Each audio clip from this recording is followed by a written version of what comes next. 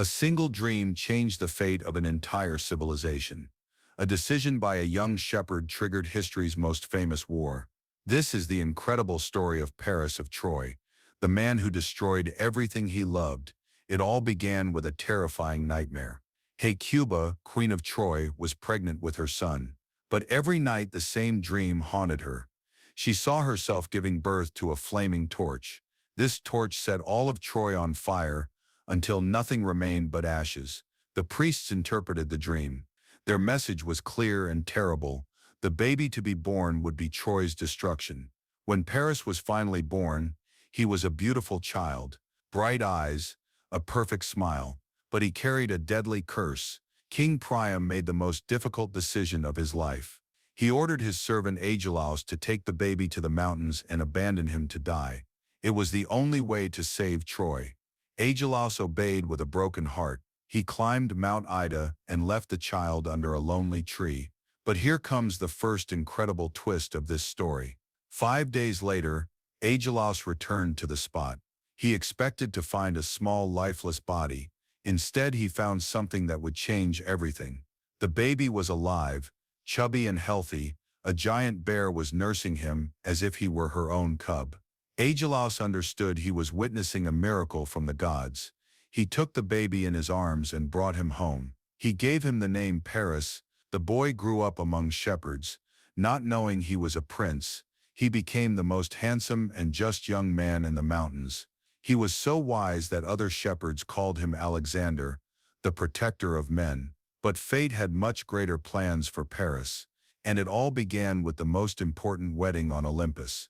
The gods were celebrating the marriage of Peleus and Thetis. Everyone was invited, except one, Eris, the goddess of discord. Eris was furious at being excluded. She decided to take revenge in a way no one expected. In the middle of the party, Eris appeared and threw a golden apple on the main table. The apple had an inscription that made everyone fall silent. For the fairest. Immediately, 3 powerful goddesses claimed the apple: Hera, wife of Zeus; Athena, goddess of wisdom; and Aphrodite, goddess of love. Zeus perceived the danger. If he chose one, the other 2 would become his eternal enemies. So he had a clever idea. He declared that a mortal should make the choice, and that mortal would be Paris, the shepherd of Mount Ida, known for his justice. The 3 goddesses descended from heaven and appeared before Paris. Each was more beautiful than the last, but they didn't content themselves with just showing their beauty. Each offered the young shepherd an irresistible gift. Hera promised to make him king of all Asia and Europe. Athena offered infinite wisdom and victory in all battles. But it was Aphrodite who made the proposal that changed history.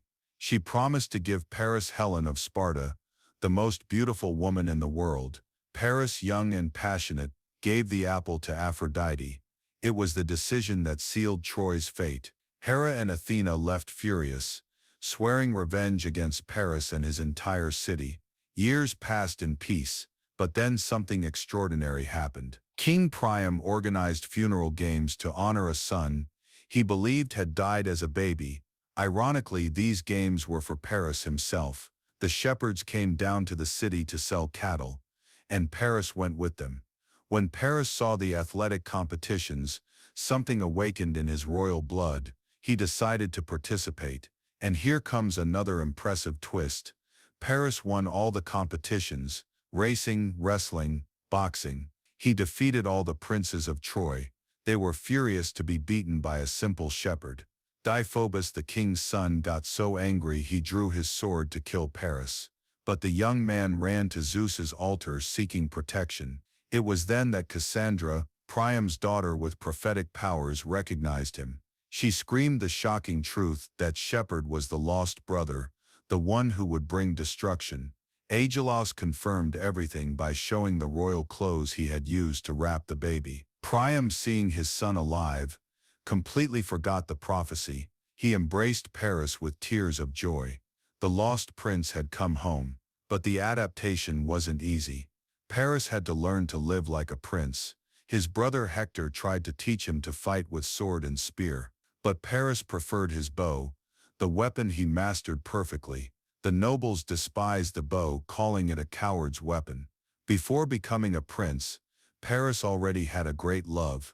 Ocean, a nymph of Mount Ida, was his wife. She had prophetic powers and knew all medicinal plants.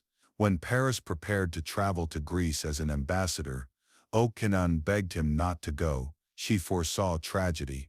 But Paris, blinded by Aphrodite's promise, ignored her warnings. Paris's mission was to recover Hesperona, Priam's sister who had been taken by the Greeks.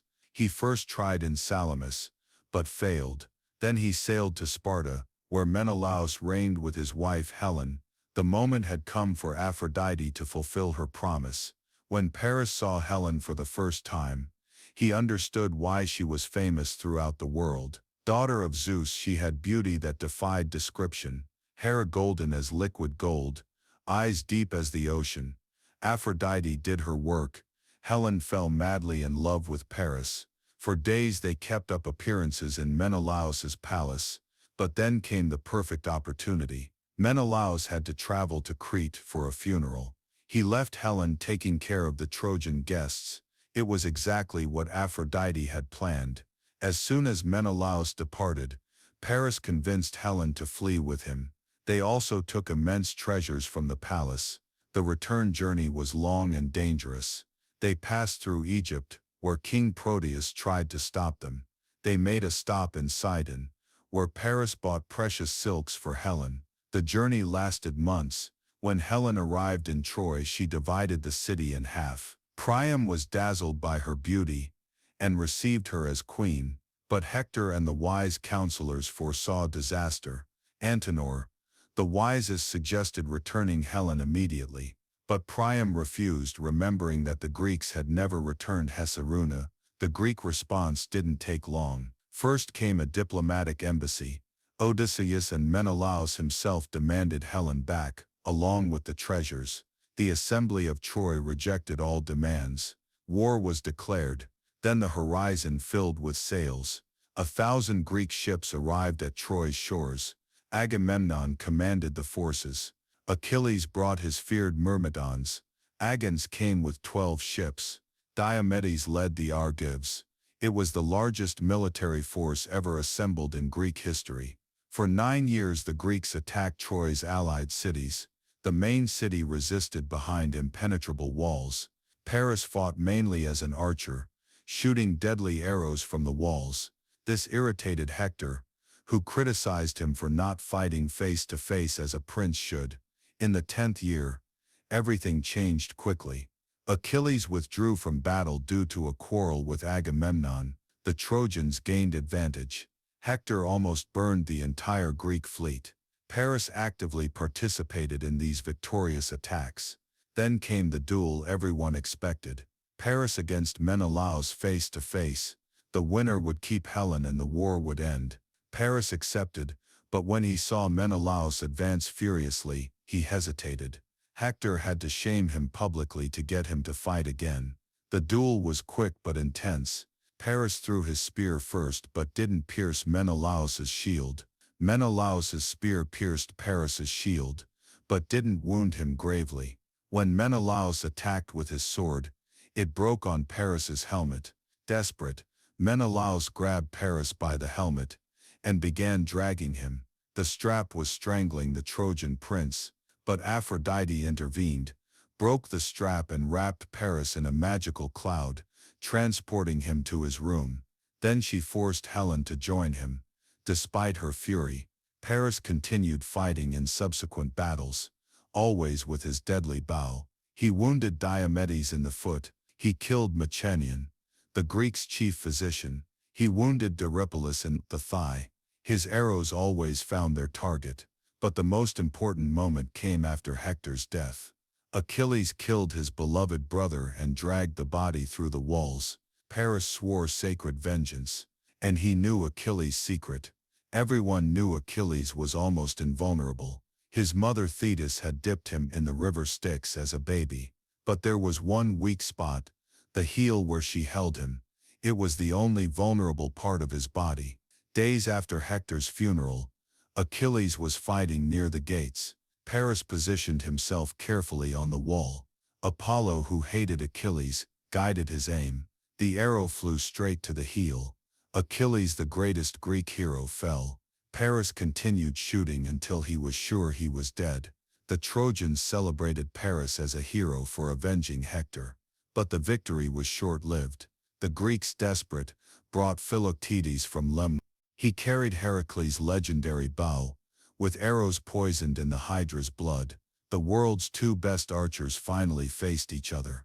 Paris managed to wound Philoctetes first, but Philoctetes managed to hit Paris with a poisoned arrow. The Hydra's venom began burning Paris's veins like fire. The Trojan doctors tried everything, but the poison was incurable. Paris, agonizing, remembered Agamemnon and her knowledge of medicinal plants. He asked to be taken to Mount Ida.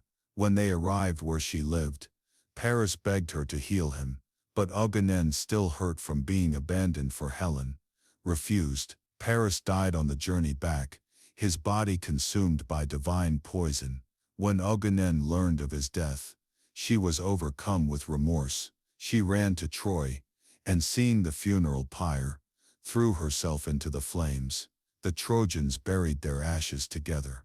After Paris's death, Helen married Deiphobus, another of Priam's sons. But when Troy fell through the wooden horse trick, Helen helped the Greeks find and kill Deiphobus. The prophecy was completely fulfilled. Paris really caused Troy's destruction. By kidnapping Helen and refusing to return her, he condemned his city to total ruin. The greatest civilization of its time fell in flames, exactly as his mother's dream had predicted. All the suffering, all the deaths, all the destruction began with the choice of a young man who preferred love to power, passion to wisdom. And so ends the story of Paris of Troy, the prince who was born cursed and died fulfilling his terrible destiny. A lesson about how our choices can change the course of history forever.